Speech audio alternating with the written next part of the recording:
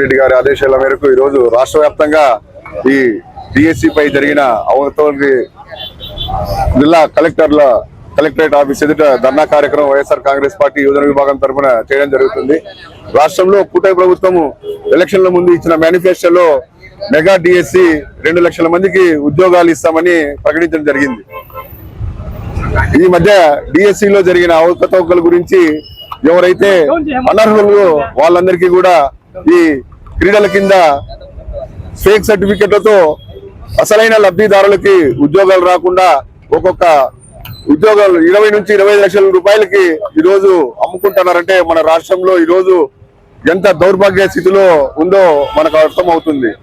ఎంతో మంది యువతీ యువకులు ఎన్నో సంవత్సరాలు చదువుకొని కష్టపడిన వాళ్ళకి ఎవరికి ఈ రోజు ఈ డిఎస్సిలో ఉద్యోగులు రాక చాలా బాధపడుతున్నారు. ఈ జరిగిన మోసానికి దగాకి ఎవరైతే మన విద్యాశాఖ మంత్రి లోకేష్ గారు వెంటనే రాజీనామా చేయాలా, అలాగే ఈ జరిగిన అవకతవకలకి సిబిఐ తరఫున విచారణ చేసి ఎవరైతే అర్హులు ఉన్నారో వారికి ఖచ్చితంగా వాళ్ళ ఉద్యోగాలు వాళ్ళకు వచ్చేలా ప్రభుత్వం త్వరగా ఏదో ఒకటి పరిష్కారం చూపి న్యాయం చేయాలని మేము వైఎస్ఆర్ కాంగ్రెస్ పార్టీ యువజన విభాగం తరఫున పోరాడుతున్నాం.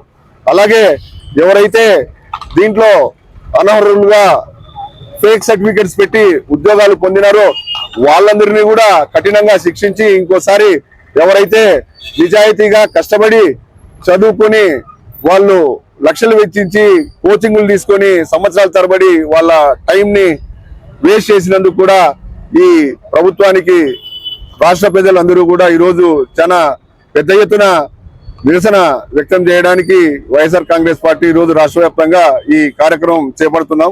ఖచ్చితంగా ఎవరైతే అర్హులు ఉన్నారో వారందరికీ ఉద్యోగాలు వచ్చేంత వరకు వైఎస్ఆర్ కాంగ్రెస్ పార్టీ తరఫున పోరాటం చేస్తూనే ఉంటాం.